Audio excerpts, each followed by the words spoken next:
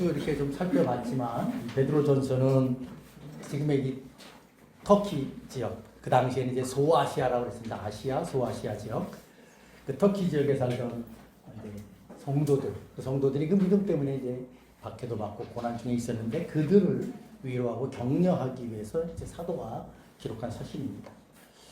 사도가 고난 중에 있는 성도들을 격려할 때 뭐 다른 것으로 격려하지 않았습니다. 그들이 믿고 있는 복음의 진리가 뭔가 먼저 그들의 정체성이 어떠한가 하는 것을 가지고 먼저 격려했습니다.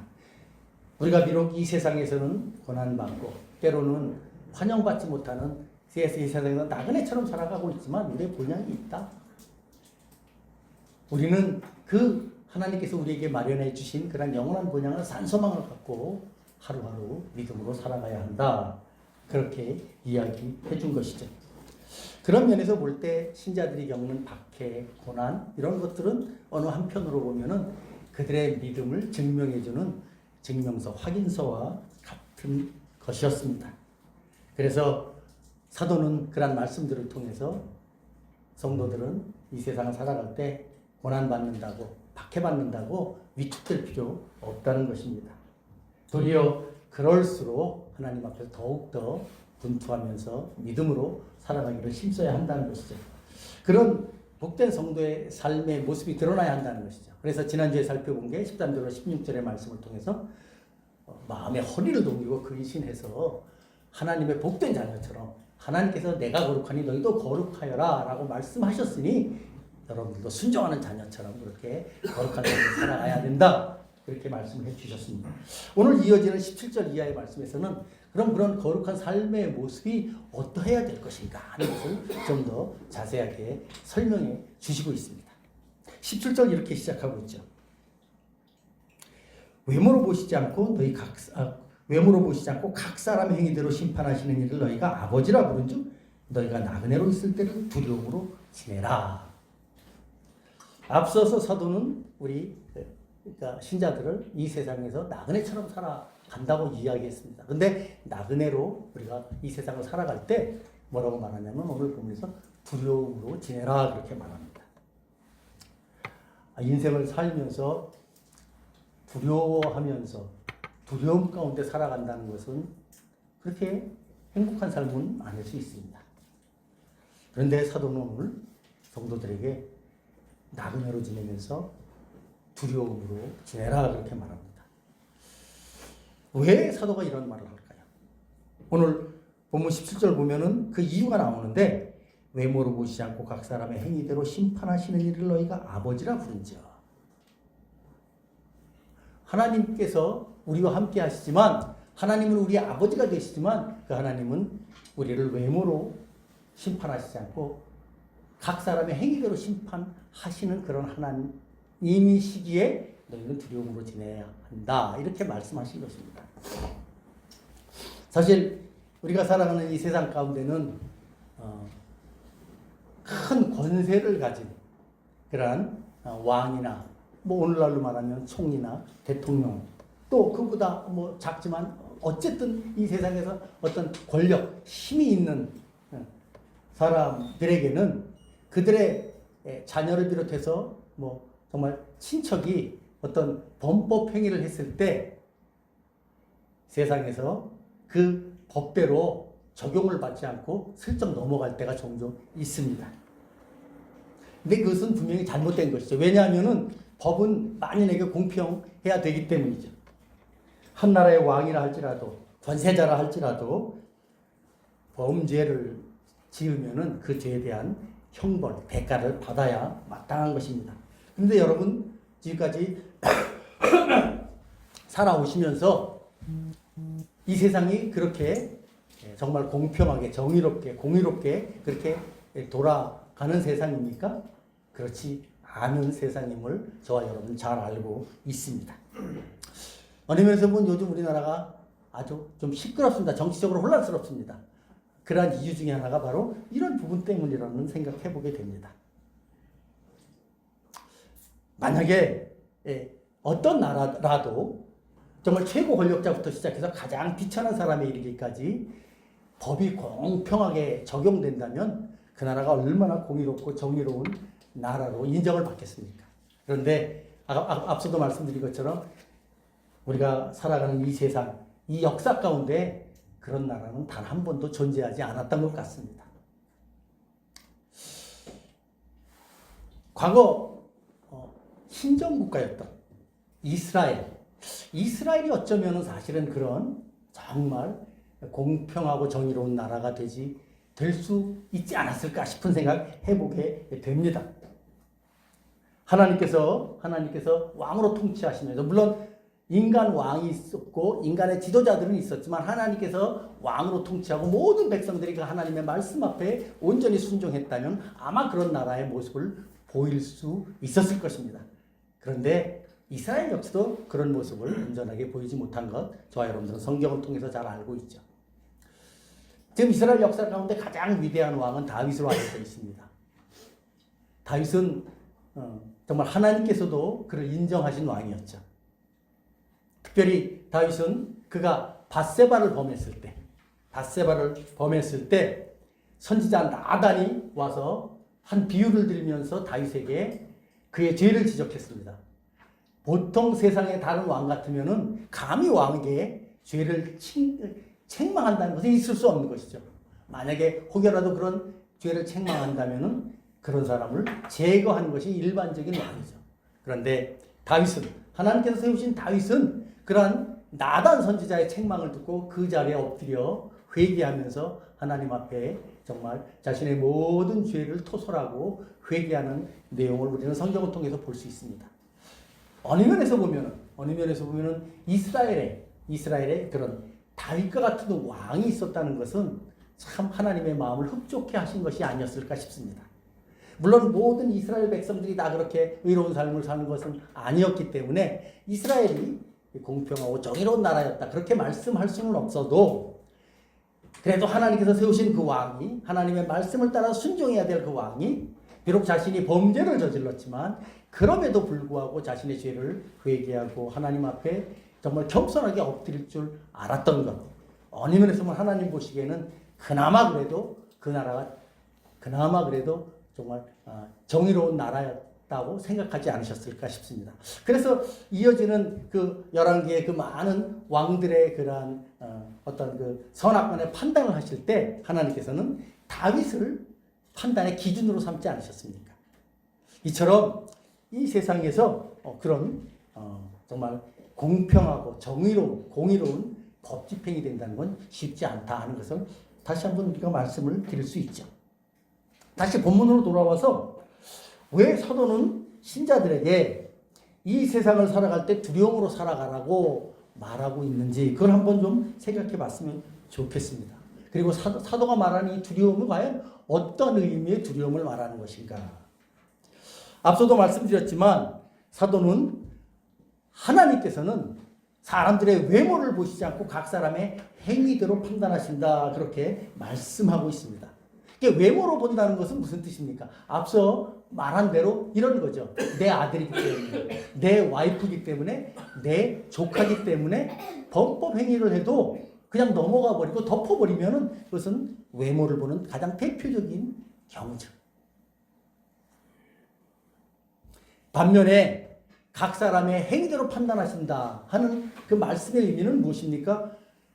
그 사람의 겉으로 드러나는 행위와 말뿐만 아니라 그 속에 실제로 담겨져 있는 동기나 어떤 근본적인 마음의 태도와 자세까지도 다 살펴보시고 알고 계신다는 그런 의미죠. 그러니까 하나님은 우리 모든 사람을 아주 정확하게 알고 계시는 전지하신 하나님이십니다. 지금 사도는 무슨 얘기를 하고 있습니까? 우리 모두는 다 하나님 앞에 이렇게 온전하게 다 우리가 어떤 존재인가 하는 것이 다 드러나 있다는 것이죠. 하나님의 불꽃 같은 눈앞에 다 드러나 있는 존재가 바로 저와 여러분들, 우리 모든 이 땅에 있는 모든 존재들이라는 것입니다. 만약에 하나님과 우리와의 관계가 거기에서 딱 멈춰져 있다면은 오늘 사도가 말한 것처럼 우리는 이 세상을 살아갈 때 그야말로 전전긍긍하며 살아갈 수밖에 없을 것입니다. 왜 그렇습니까? 저와 여러분들이 항상 하나님 앞에 의로운 모습, 정직한 모습, 그리고 그야말로 선한 모습으로 살아가지 못하고 있기 때문이죠. 우리는 사실은 하나님 앞에 선한 모습으로 살아가기보다는 훨씬 더 악하고 추악한 모습으로, 죄 짓는 모습으로 살아갈 때가 훨씬 더 많습니다. 즉 이 땅에 있는 모든 사람은 다 하나님 보시기에 죄인으로 살아가고 있다는 것입니다. 로마서의 그 2장에 있는 말씀을 보면 사람이 얼마나 하나님 앞에서 더럽고 누추한 죄를 짓고 있는지 사도 바울은 아주 적나라하게 쫙 설명해 준 것을 여러분 보셨을 것입니다. 우리 인간이 그렇다는 것이죠. 하나님 보시기에. 아니 사람이 사람을 봐도 정말 몸서리가 쳐질 정도로 그런 악한 모습을 보는데 거룩하신 온전하신 하나님 보실 때 어떻겠습니까? 그렇기 때문에 만약에 하나님께서 그런 하나님으로만, 우리의 모든 것을 다 알고 계시는 전지하신 하나님으로만, 감찰하시는 하나님으로만 우리에게 드러나 있다면, 우리에게 우리와 하나님과의 관계가 그런 관계라면 정말 우리는 우리의 그런 악함 때문에, 우리의 그런 비참함 때문에 전전긍긍하며 두려움 가운데서 살아가야 되겠죠. 그런데 오늘 사도 베드로는 무슨 얘기를 거기에 덧붙이냐면 이런 얘기를 덧붙이고 있습니다. 외모로 보시지 않고 각 사람의 행위대로 심판하시는 이를 너희가 아버지라 부른즉. 그런데 그 하나님이, 심판자이신 그 하나님이, 감찰자이신 그 하나님이 저와 여러분들에게 아버지가 되신다는 것입니다. 아버지가 되신다는 것입니다. 여러분, 이 세상에 하나님으로부터 창조되지 않은 피조물은 아무것도 없습니다. 정말 들판에 있는 불 한 포기부터 시작해서 이 세상에 가장 엄청난 그런 위용을 자랑하는 엄청난 산이나 그 밖에 여러 가지 엄청난 그런 동물들에 이르기까지 모든 것이 하나님의 솜씨고 하나님의 창조물들입니다. 그러나 그런 모든 하나님의 창조물들이라고 해서 그 모든 창조물들이 하나님, 창조주 되신 하나님을 아버지라고 부를 수 있습니까? 그렇게 부를 수 없죠. 성경을 보면 하나님께서는 당신을 아버지라고 부를 수 있는 사람을 특별히 제안해 놓으셨습니다. 어떤 식으로 제안해 놓으셨습니까? 하나님께서 그를 당신의 자녀라고 선정해 주실 때, 택해 주실 때, 그를 그렇게 허락해 주셨을 때 그만이 하나님을 아버지라고 부를 수 있는 것이죠. 우리 중에 어느 누구도 하나님을 아버지라고 부를 수 있는 사람은 오직 하나님께서 그를 자녀라고 인정해 주신 그 사람만이 가능한 것입니다. 그런데 사도는 오늘 본문에서 바로 그런 사실을 아주 분명하게 언급하고 있는 것입니다. 성경을 보면 하나님께서는 그리스도 안에서 택하신 당신의 백성들을 당신의 자녀라고 인정해 주셨습니다.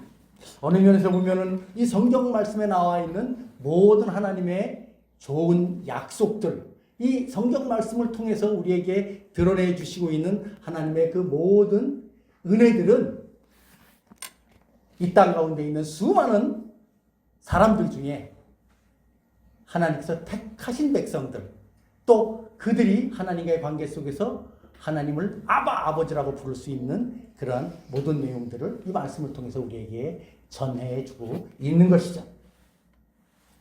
그래서 이 땅에 살아가는 모든 하나님의 택함받은 성도들만이 하나님을 아버지라고 부를 수 있다는 것입니다.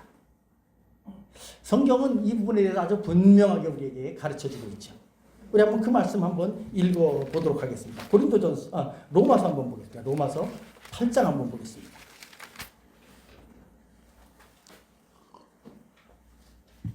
로마서 8장 15절로 17절의 말씀입니다. 로마서 8장 15절로 17절의 말씀 다 같이 한번 찾으셨으면 같이 한번 읽습니다. 시작. 너희는 다시 무서워하는 종의 영을 받지 아니하고 양자의 영을 받았으므로 우리가 아빠 아버지라고 부르짖느니라. 성령이 친히 우리의 영과 더불어 우리가 하나님의 자녀인 것을 증언하시나니 자녀이면 또한 상속자 곧 하나님의 상속자요 그리스도와 함께한 상속자니 우리가 그와 함께 영광을 받기 위하여 고난도 함께 받아야 할 것이니라. 아멘. 이 말씀을 보면 하나님께서는 성령을 통해서 우리에게 하나님의 자녀가 되는 특권을 허락해 주셨다는 것이죠. 여러분 지난주에 살펴봤지만 우리가 삼위일체 하나님에 대해서 살펴봤습니다. 하나님의 유일하고 진정한 아들은 하나님의 아들 대신 그리스도, 하나님의 그리스도 대신 예수 그리스도밖에 없습니다.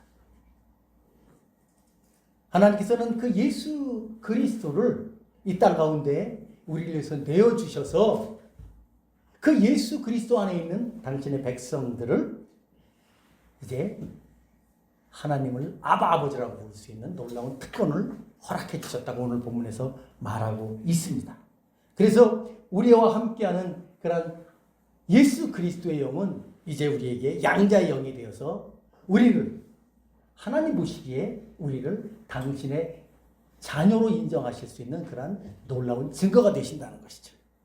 그래서 이제 우리는 예수 그리스도 안에서 성령 안에서 하나님을 아버지라 부를 수 있는 복된 존재가 되었다라는 사실을 성경은 우리에게 분명하게 말해주고 있습니다. 그렇기 때문에 오늘 사도 베드로가 여러분 기억하십시오. 하나님은 우리의 외모를 보시지 않고 우리의 모든 행위를 보시는 그런 감찰하시는 하나님이시지만 그런 하나님이 우리를 당신의 자녀 삼으셨기에 우리는 그런 하나님을 아버지라고 부를 수 있는 존재가 되었기에 우리는 이 세상을 두려움으로 살아가야 합니다 라고 말씀했을 때 그 두려움의 의미가 무엇이겠습니까? 그냥 전전긍긍하는 하나님 앞에서 우리의 죄악된 모습, 비참한 모습을 보면서 하나님의 심판과 형벌이 무서워서 두려워서 전전긍긍하는 그런 모습으로 살아가라는 뜻입니까? 절대로 그렇지는 않을 것입니다. 이 세상에 어느 아버지가 그렇게 자기 자녀를 심판하시겠습니까?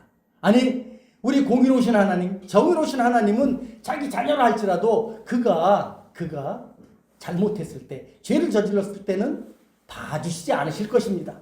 그러나 오늘 말씀은 그런 의미가 아닙니다. 우리는 이미 하나님 앞에서 정말 버림받을 수밖에 없는 그런 비참한 존재였는데 하나님께서는 그런 우리의 모든 죄값을 다 예수 그리스도 안에서 다 대신 지불해 주시고 우리를 당신의 자녀 삼으셨다는 것입니다. 그래서 우리는 그런 하나님을 아버지라고 부를 수 있는 존재이기 때문에 더 이상 우리는 이 세상 가운데서 정말 죄로 인한 형벌 때문에 전전긍긍하며 두려움 속에서 살 필요가 없다는 것이죠. 그래서 여기서 이 두려움으로 지내라 하는 이 말은 그런 의미가 아니라 그런 하나님과의 인격적인 관계를 깨닫고 알면서 하나님을 경외하며 살아가라는 것입니다. 그런 하나님이니까 우리가 하나님을 정말 사랑하되 그런 하나님 앞에서 늘 우리 자신의 삶의 태도를 늘 살펴보면서 살아가라는 것이죠. 그것을 바로 너희가 나그네로 있을 때를 두려움으로 지내라 라는 그 말씀의 의미인 것입니다. 사실 이어지는 그런 베드로 전서의 말씀을 보면 왜 우리가 그렇게 두려움으로 지내야 하는지, 왜 우리가 하나님을 그런 정말 경외하며 살아가야 되는지 하는 이유를 잘 설명해 주고 있습니다. 앞서도 제가 잠시 말씀드렸지만 아주 베드로 사도는 그 부분에 대해서 아주 명확하게 그 이유, 그 근거를 분명하게 우리에게 제시해 주고 있죠. 그 말씀 한번 보겠습니다. 그 이유가 바로 18절과 19절의 말씀입니다. 우리 한번 18절과 19절 말씀, 베드로전서 1장 18절과 19절의 말씀 한번 다 같이 읽어보겠습니다. 시작. 너희가 알거니와 너희 조상이 물려준 헛된 행실에서 대속함을 받은 것은 은이나 금같이 없어질 것으로 될 것이 아니요 오직 흠없고 정없는 어린 양 같은 그리스도의 보배로운 피로 된 것입니다.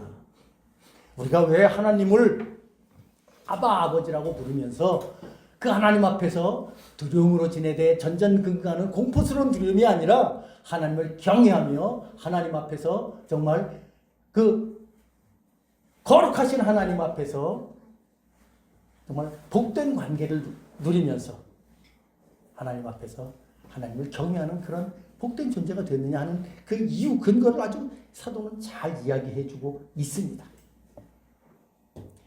우리가 어떻게 하나님으로부터 자녀라 인침을 받게 되었느냐, 자녀라 인정을 받게 되었느냐, 그 이유를 오늘 잘 말씀해 주고 있죠. 너희가 알거니와 너희 조상이 물려준 헛된 행실에서 대속함을 받은 것은 은이나 금같이 없어질 것으로 된 것이 아니오 흠없고 점없는 어린 양 같은 그리스도의 보배로운 피로 된 것이다. 사도는 분명하게 말하고 있습니다. 우리를 구원하신 분이 하나님이시라는 거죠.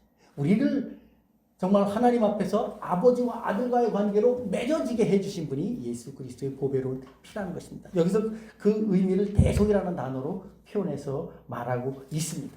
대속은 무슨 의미입니까? 이 대속이라는 단어는 이 당시에 노예를 주고 노예를 살 때 지불하는 그런 돈을 말했습니다. 그것을 이제 대속금이라고 했습니다.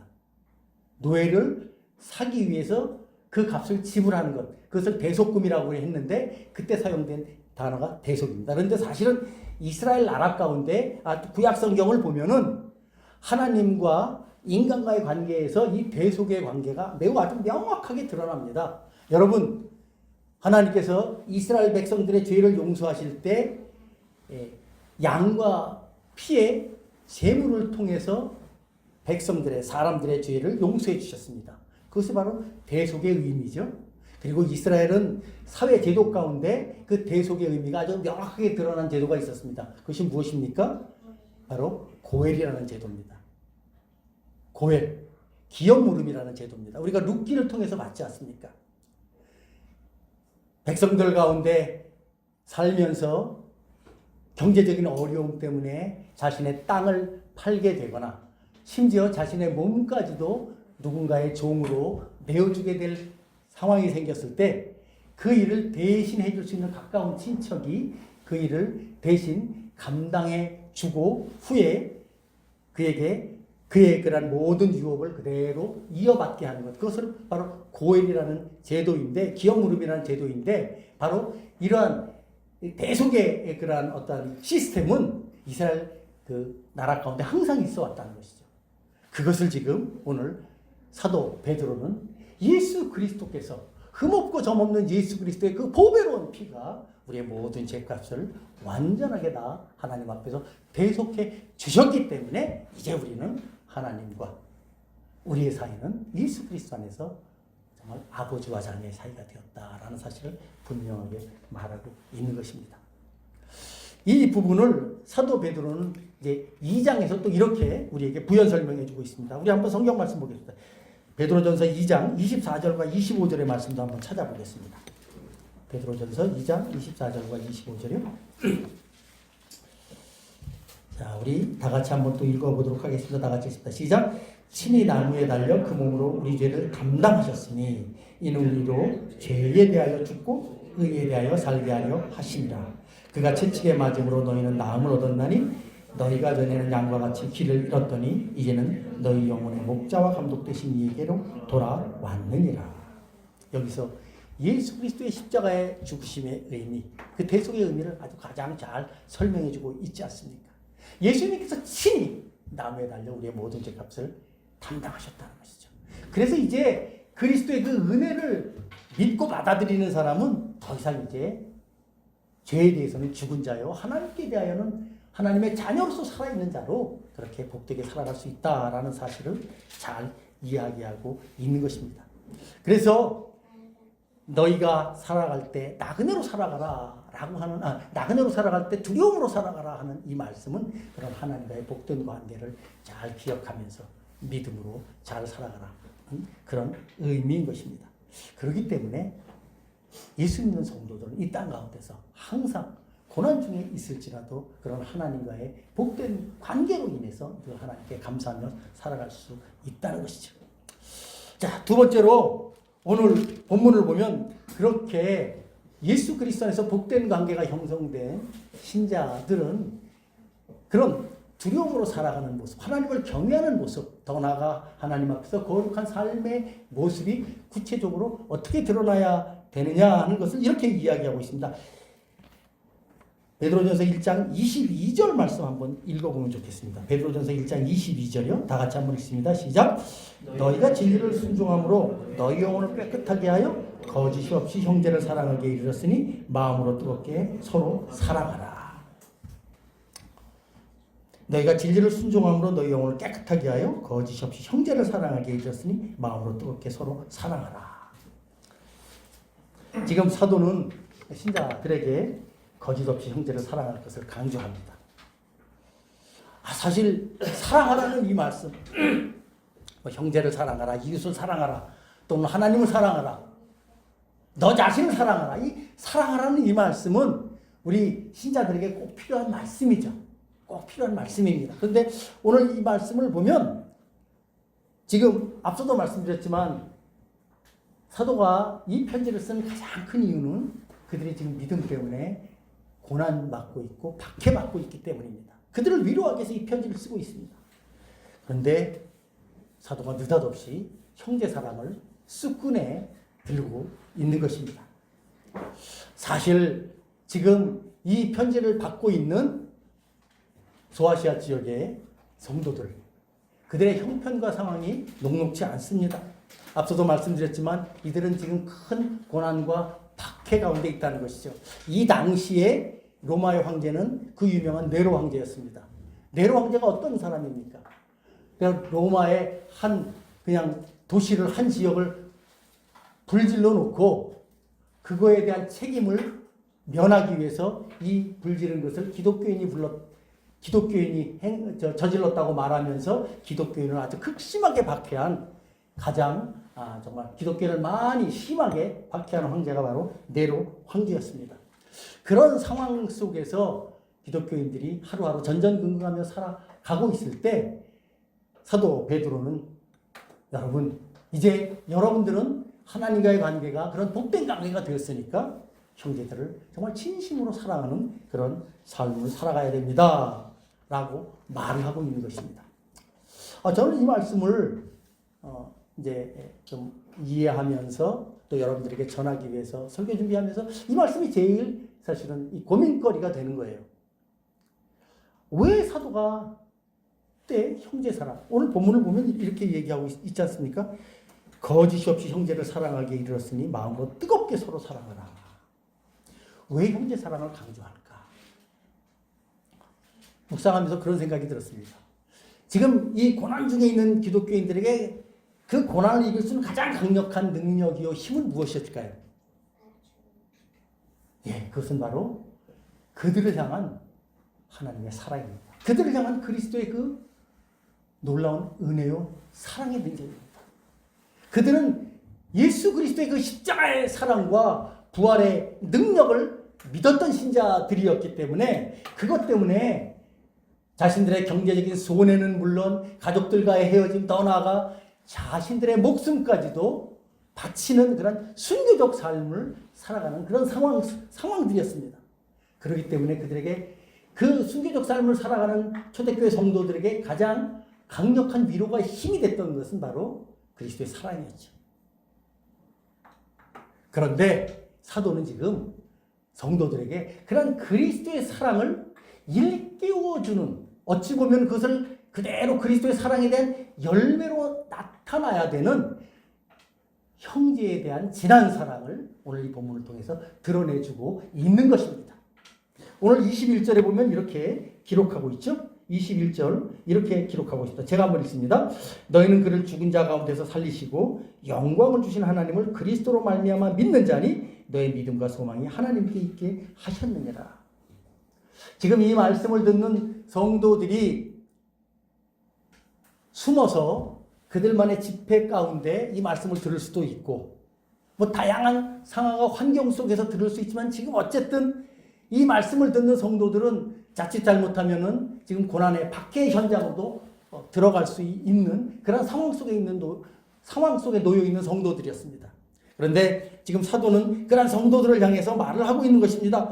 너희는 그를 죽은 자 가운데서 살리시고 영광을 주신 하나님을 그리스도로 말미암아 믿는 자니 너의 믿음과 소망이 하나님께 있게 하기 위함이다. 지금 사도들의 마음속에는 성도들의 믿음과 소망이 오직 하나님께만 있기를 바라고 있습니다. 그리고 그 성도들의 믿음과 소망이 오직 그리스도의 사랑에만 초점을 맞추기를 바라고 있습니다. 왜? 그것만이 그들로 하여금 올곧게 고난도 이기고 핍박도 이기고 또 하나님의 은혜 가운데서 살아갈 수 있는 유일한 힘과 동력이 되기 때문이죠.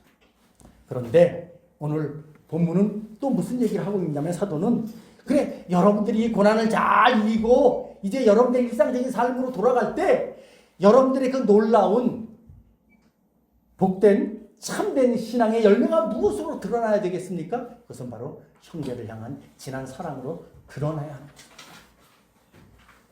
아마 그리스도인들 가운데는 고난받고 피한 형제들도 있을 것이고 그 고난 때문에 더욱더 힘들고 어려운 상황 속에 처해 있는 형제들도 있을 것이고 어떤 분들은 그것 때문에 정말 두려워 떨면서 하루하루 숨지기며 살아가는 성도도 있을 것입니다.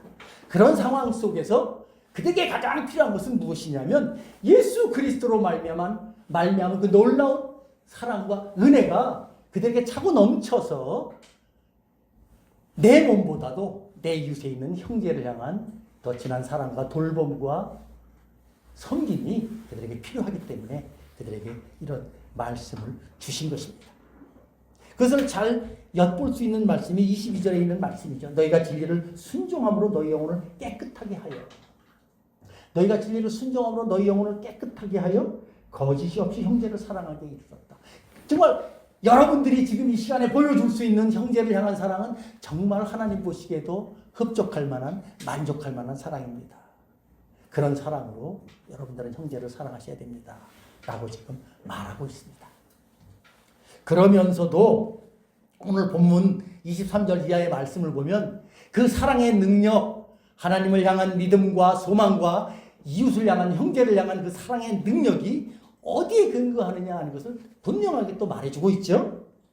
23절 이하의 말씀을 보면 이렇게 말해주고 있습니다. 너희가 거듭난 것은 썩어질 씨로 된 것이 아니요 썩지 아니할 씨로 된 것이니 살아있고 항상 있는 하나님의 말씀으로 되었느니라. 여러분들이 그런 놀라운 사랑과 은혜를 드러내고 고난과 핍박을 견뎌낼 수 있는 능력이 여러분에게서 있는 것이 아니라 바로 하나님의 놀라운 이 복음의 능력에서 있다는 사실을 꼭 기억하시기 바랍니다. 라고 오늘 사도가 말하고 있는 것이죠. 그러면서 24절의 말씀, 이것은 이사야 선지자를 통해서 하신 말씀인데 24절의 말씀을 통해서 이런 말씀을 또 전해주고 있습니다. 우리 한번 24절 말씀 한번 읽어보겠습니다. 시작. 그러므로 모든 육체는 풀과 같고 그 모든 영광은 풀의 꽃과 같으니 풀은 마르고 꽃은 떨어지되 오직 주의 말씀은 세세토록 있도다 하셨으니 너에게 전한 복음이 곧 이 말씀입니다. 어찌 보면 지금 성도들이 처한 상황은 어떤 상황일까요? 여기에 나와 있는 정말 풀과 같은 그 영광과 같은 그런 상황입니다. 이것은 뭐 그렇게 고난과 핍박 안 받더라도 살다 보면은 썩어질 수밖에 없고 없어질 수밖에 없는 것이죠. 그러나 우리가 소망을 두고 그러나 우리가 의지하고 그러나 우리가 힘을 얻는 원동력은 바로 그런 썩어지고 없어질 것과 같은 것이 아닌 놀라운 하나님의 은혜요 그리스도의 사랑이요 그 놀라운 생명의 복음이라는 것이죠. 이 복음을 저와 여러분들이 믿고 있다면, 이 복음을 저와 여러분들이 의지하고 있다면, 이 복음 때문에 저와 여러분들이 살아가고 있다면 우리는 이 땅 가운데서 정말 하나님께서 기뻐하시는 그런 삶을 살아가는 것입니다. 라고 오늘 사도 바울은 이 복음의 말씀에 또 은혜에 대해서, 풍성함에 대해서 성도들에게 가르치면서 이 말씀을 전하고 있는 것입니다. 예, 이제 설교를 맺겠습니다. 오늘 베드로는 본문에서 성도의 거룩한 삶이 구체적으로 어떻게 드러나야 하는가 하는 것을 잘 보여주고 있죠. 두 가지 강조했습니다. 첫 번째는 하나님의 그 부성적 사랑, 하나님의 그 예수 그리스도를 통해서 우리에게 드러내 주신 그 큰 사랑을 늘 기억하면서 하나님 앞에서 정말 하나님을 경외하면서 살아가라는 것입니다. 여러분, 우리가 잘 아는 것처럼 잠언 말씀을 보면 하나님을 경외하며 살아가는 삶의 축복에 대해서 잘 말씀하고 있지 않습니까? 우리는 평생을 이 세상 가운데 살면서 내 생각, 내 뜻, 내 고집으로 살아가게 되면은 그것은 참 비참한 삶으로 그치고 말 것입니다. 그러나 우리를 구원해 주신 예수 그리스도의 은혜를 기억하면서 또 그런 하나님과의 복된 관계를 아버지와 자녀와의 그 복된 관계를 맺고 있는 백성들에게 허락해 주신 이 성경 말씀을 잘 기억하고 이 말씀을 잘 배워서 그 말씀 앞에 정말 그야말로 코람데오의 정신으로 하나님 앞에서의 그 마음과 생각을 가지고 하나님을 경외하는 가운데 살아갈 때 우리의 삶이 복된 삶이요 하나님께서 축복해 주시는 또 풍성한 열매를 맺는 그런 삶인 줄로 믿으시기 바랍니다. 그리고 우리는 그런 삶을 살아가야 된다는 것이죠. 두 번째로 그런 삶의 구체적인 모습이 무엇으로 나타나야 된다고 강조하고 있습니까? 형제사랑을 통해서 나타나야 한다는 것이죠. 나보다 연약한 지체들을 향한 마음과 섬김과 돌봄으로 드러나야 한다고 말하고 있습니다. 사실은 그 사랑은 이미 우리가 받았습니다. 이미 우리가 이 땅 가운데서 예수 그리스도를 통해서 신자가 되었다는 것은 이미 우리가 하나님의 그 놀라우신 사랑, 예수 그리스도를 통해서 우리에게 허락된 그 놀라운 사랑을 이 세상 수많은 사람들 가운데 매우 극히 적은 부류의 사람들이 택함을 받았는데 그 중에 우리가 있다는 것은 이미 그 사랑을 받았을 뿐 아니라 깨닫고 믿고 그 사랑으로 살아가고 있다는 것입니다. 그렇기 때문에 우리는 연약한 지체들을 위해서, 우리가 기도해 줘야 될 사람들을 위해서, 우리가 섬겨야 될 사람들을 위해서 섬기고 인내하고 기도해 주면서 그런 삶을 하루하루 살아가야 되는 거죠. 그것이 형제 사랑입니다. 그것이 형제 사랑입니다. 성경은 그 부분에 대해서 분명하게 이야기해 주고 있지 않습니까? 10,000달란트 빚진 자를 탕감해 주신 왕을 통해서 100데나리온을 정말 탕감하지 못하는 그의 어리석음을 비유로 말씀해 주시면서 우리가 그런 정말 형제의 사랑을 행하는 자로 그렇게 살아가도록 오늘 성경은 말해주고 있습니다. 그러니까 우리는 이 세상을 살아가면서 정말 우리가 해야 될 일이 얼마나 많은 사람들입니까? 비록 우리가 많은 일은 못할지라도 하나님 앞에 기도하면서 하나님의 은혜를 구하면서 또 우리에게 주신 은혜를 따라서 우리가 마땅히 또 베풀어야 될 사랑과 덕을 베풀므로써 우리는 그런 아름다운 형제의 사랑을 드러내는 자로 살아가야 되는 것입니다. 바라기는 오늘 본문은 그런 귀한 교훈을 우리에게 주고 있죠. 그런 귀한 삶을 믿음으로 잘 살아가시는 우리 군포님께 모든 성도님들 되시길 주님의 이름으로 축원합니다. 기도하겠습니다. 하나님 아버지 감사합니다. 오늘 주님께서는 우리들에게 정말 너희가 외모를 보시지 않고 우리의 모든 사람의 행실을 감찰하시고 심판하시는 그 하나님을 아버지로 모시게 되었으니 인생을 살아갈 때, 이 세상을 살아갈 때 나그네로 살아가라고 말씀해 주시고 있습니다. 정말 두려움으로 살아가라고 말씀해 주시고 있습니다. 주여, 우리가 그 말씀의 의미를 다시 한번 이 말씀을 통해서 잘 깨닫습니다. 주님, 우리에게 남은 생애 기간 동안 우리가 하나님을 두려워하는 가운데서, 그러나 하나님을 더욱더 사랑하는 가운데서 예수 그리스도의 사랑에 더욱더 풍성해져서 우리에게 주어진 삶을 믿음으로 잘 살아갈 수 있도록 인도해 주시옵소서. 그래서 참으로 우리가 마땅히 기도해 줘야 될 사랑하는 우리 가족들을 위해서 기도할 수 있게 하시고 또 섬겨야 될 사랑하는 이웃들을 향해서 우리가 섬김의 손길을 펼칠 수 있도록 하시고 또 우리가 하나님 앞에서 매일매일을 믿음으로 순종하는 삶을 통해서 우리의 믿음이 계속해서 하나님 앞에서 달려갈 수 있는 그런 복된 믿음이 될 수 있도록 도와주시고 함께 주시옵소서. 감사드리며 예수님의 이름으로 기도하옵나이다. 아멘.